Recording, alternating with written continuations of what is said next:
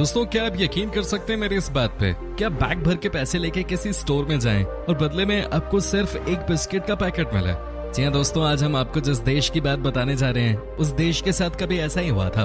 दोस्तों, एक ऐसा देश जो कि कभी बहुत धनी हुआ करता था, लेकिन आज यहाँ सबसे ज्यादा गरीबी और बेरोजगारी है। दोस्तों, इस देश ने पिछले 10 सालों में बहुत उतार चढ़ाव देखे हैं, लेकिन फिर भी यहाँ के लोगों के चेहरे से हंसी कभी गायब नहीं होती है। दोस्तों, आज हम आपको जिस देश की सैर करवाने वाले हैं वो देश अपने आप में ही निराला है, क्योंकि यहाँ आपको वाइल्ड लाइफ की ऐसी खूबसूरती देखने को मिलती है जैसा कि किसी ने अंदाजा भी नहीं लगाया होगा।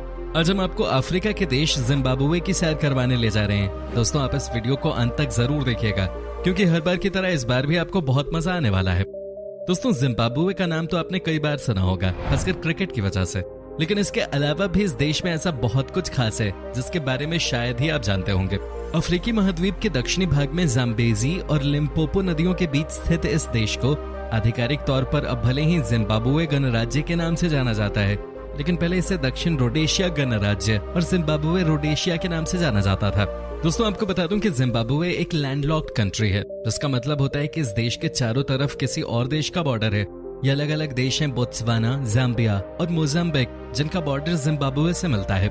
जिम्बाब्वे की कुल जनसंख्या है 1,44,00,000 और ये देश 3,90,757 स्क्वायर किलोमीटर में फैला हुआ है। जबकि अगर डेंसिटी की बात करें तो आपको इस देश में 26 लोग पर स्क्वायर किलोमीटर के हिसाब से दिख जाते हैं।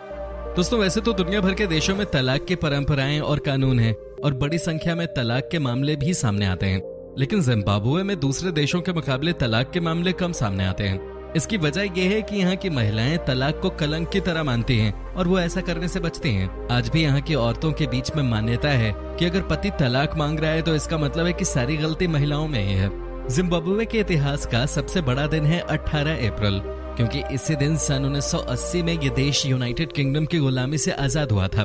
जी हाँ दोस्तों, उससे पहले तक ये देश कई सालों तक हमारे ही देश की तरह गुलाम था।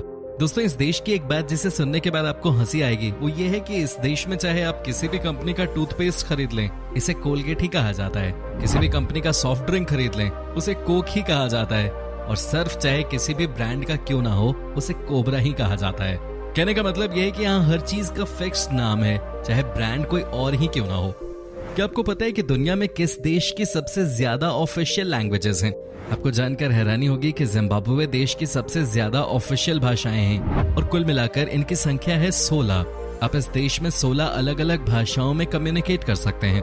चलिए आपको इन 16 भाषाओं के नाम बताते हैं और आप काउंट करते रहिएगा, ठीक है? English, Chewa, Chibarwe, Kalanga, Koisan, Nambya, Ndau, Ndebele, Shangani, Shona, Sotho, Tonga, Tswana, Venda, Xhosa और साइन। वे 16 हुए।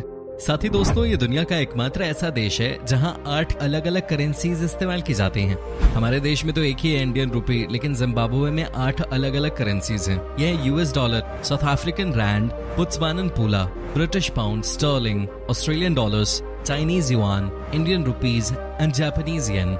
जिम्बाब्वे दुनिया के सबसे सस्ते देशों में शामिल है और यहाँ की यात्रा करना बहुत ही किफायती साबित होता है।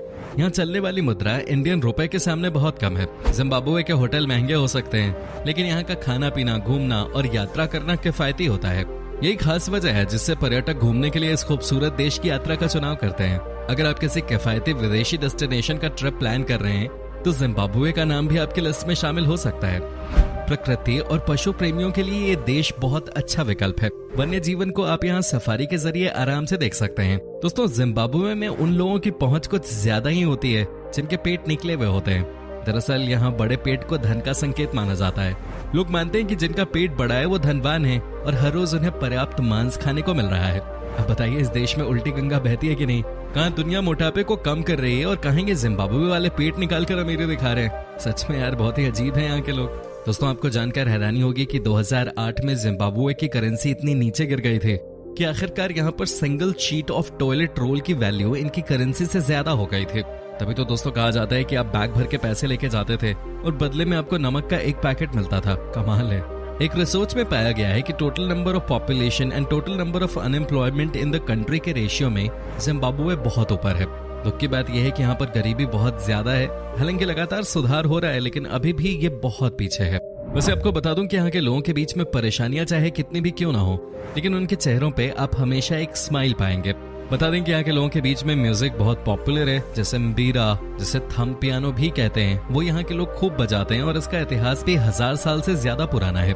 दोस्तों, जाम्बिया और जिम्बाब्वे के बीच की सीमा पर स्थित झील करीबा दुनिया की सबसे बड़ी मानव निर्मित झील है। इस झील की अधिकतम लंबाई 233 किलोमीटर और चौड़ाई 40 किलोमीटर है, जबकि औसत गहराई 95 फीट और अधिकतम गहराई 318 फीट है।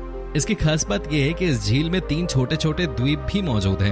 यहाँ पर एक बड़ा सा डैम भी बना हुआ है। अगर आप कभी जाओ जिम्बाब्वे तो यहाँ जरूर जाना, क्योंकि एक बहुत ही खूबसूरत झील है।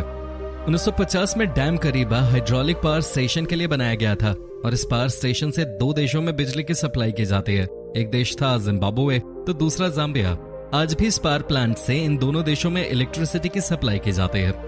दोस्तों, आपको बता दें कि जिम्बाब्वे के पूर्व राष्ट्रपति और तानाशाह रॉबर्ट मुगाबे दुनिया के गैर शाही देशों के सबसे पुराने और सबसे लंबे समय तक शासन करने वाले नेताओं में से एक थे। 1980 में जिम्बाब्वे के पहले प्रधानमंत्री बने थे और 1987 तक अपने पद पर रहे थे। उसके बाद वो प्रधानमंत्री का पद छोड़कर 1987 में राष्ट्रपति बने थे और 2017 तक वो इस पद पे बने रहे थे। उनके शासनकाल में जिम्बाब्वे में करप्शन हद से ज्यादा बढ़ गया था और देश की काफी खस्ता हालत हो गई। आपको बताएं, उन्हें चीन का समर्थन प्राप्त था। आपको जानकर हैरानी होगी कि जिम्बाब्वे देश में डॉक्टर और नर्सेस की भारी कमी हो गई है। यहाँ के बहुत सारे डॉक्टर्स अपने देश को छोड़कर दूसरे देशों में सेटल हो गए हैं।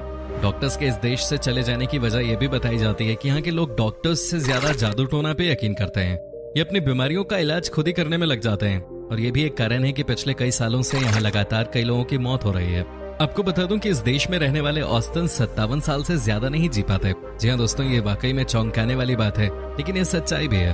औरतों का तो यहाँ और भी बुरा हाल है और उनकी लाइफ एक्सपेक्टेंसी 55 साल ही है। अब जादू टोना पे यकीन करेंगे तो फिर तो यही हाल होगा।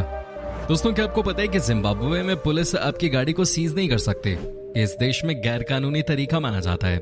यहाँ के नियम के हिसाब से अगर कोई अपराध करके भागने की कोशिश कर रहा है, सिर्फ तभी पुलिस वाले उसकी गाड़ी को अपने कब्जे में रख सकते हैं। आपको बता दें कि मैन्युफैक्चरिंग, माइनिंग और फार्मिंग ये वो 3 चीजें हैं जिन पर की पूरी कंट्री डिपेंड करती है। हालांकि खेती करना इस देश में इतना आसान काम नहीं है, लेकिन फिर भी कई लोग अपना पेट पालने के लिए फार्मिंग कर रहे हैं। आपको बता दूं कि इस देश में एक से बढ़कर एक जंगली जानवरों के भी दर्शन आपको हो सकते हैं। जी हाँ दोस्तों, यहाँ हाथियों की संख्या बहुत ज्यादा है और जिम्बाब्वे में आपको हाथी लगभग हर जंगल में दिख जाते हैं। दुनिया का सबसे बड़ा वाटरफॉल, जिसे विक्टोरिया फॉल्स कहा जाता है, वो भी जिम्बाब्वे में ही है और इसकी आवाज इतनी खतरनाक है कि कोई भी 40 किलोमीटर की दूरी से भी इतने बड़े वाटरफॉल की आवाज को सुन सकता है। आप इसी से अंदाजा लगा सकते हैं कि ये कितना विशाल होगा। इस वाटरफॉल का नाम भी क्वीन विक्टोरिया के नाम पे ही रखा गया था। हालांकि ये नाम रखने का क्रेडिट जाता है डेविड लिविंगस्टन को, जिन्होंने अपनी लाइफ में अफ्रीका को एक्सप्लोर किया। वर्ल्ड हेरिटेज साइट्स में शामिल ये खूबसूरत वाटरफॉल इस देश का मुख्य आकर्षण स्थल है, जिसे देखने के लिए भारी संख्या में लोग आते हैं। दोस्तों, आपको बता दें कि इस देश की राजधानी का नाम है हरारे और एक समय था जब इसे अफ्रीका का कैपिटल सिटी कहा जाता था। यहाँ पर काफी बड़ी बड़ी कंपनियों के हेड ऑफिसेज हुआ करते थे, लेकिन 2008 के बाद यहाँ की दुनिया ही बदल गई। जिम्बाब्वे में फुटबॉल बहुत लोकप्रिय है। यहाँ के लोगों के बीच में फुटबॉल को लेकर बहुत दिलचस्पी रहती है। आपको बता दें कि यहाँ की सड़कों पे आपको बच्चे फुटबॉल खेलते हुए हर जगह दिख जाते हैं। ये बच्चे बिंदास रोड पे फुटबॉल और रग्बी खेल रहे होते हैं। जिम्बाब्वे के लोगों के खाने पीने की आदतों की बात की जाए तो ये राइस और चिकन पे ही ज्यादा डिपेंडेंट है। जी हाँ दोस्तों, यहाँ के लोगों में भी राइस खाने की आदत है और राइस यहाँ काफी पसंद किया जाता है। आपको जानकर हैरानी होगी कि इस देश में तकरीबन 14 लाख लोग ऐसे हैं जो कि एड्स जैसी भयानक बीमारी से पीड़ित हैं। जी हाँ दोस्तों, ये बात रिसर्च में पता चली है। सच में दुखद है। साथ ही दोस्तों, इस देश में तकरीबन 8 लाख लोग कैंसर से भी पीड़ित हैं। एड्स और कैंसर के अलावा इस देश में 2 जो सबसे कॉमन बीमारियां हैं वो हैं कॉलरा और मलेरिया। ये दोनों ही खतरनाक बीमारियां हैं। आपको बता दूं कि साल 2009 में तकरीबन 8 लाख केसेस हुए थे मलेरिया के। तो वहीं इस देश में माइनर पॉपुलेशन का 1/3 हिस्सा क्रॉनिक मैल न्यूट्रिशन जैसी बीमारी से ग्रसित है। एक सर्वे में पता चला है कि 6 महीने से लेकर 23 महीने के बच्चों की बात की जाए तो जिम्बाब्वे की स्थिति दुनिया के किसी भी देश से ज्यादा खराब है। इस उम्र में जब बच्चों को ग्रो करने के लिए सबसे ज्यादा पौष्टिक आहार की जरूरत होती है, उस समय गरीबी की वजह से छोटे छोटे बच्चों को यहाँ बेसिक खाना भी ठीक से नहीं मिल पाता।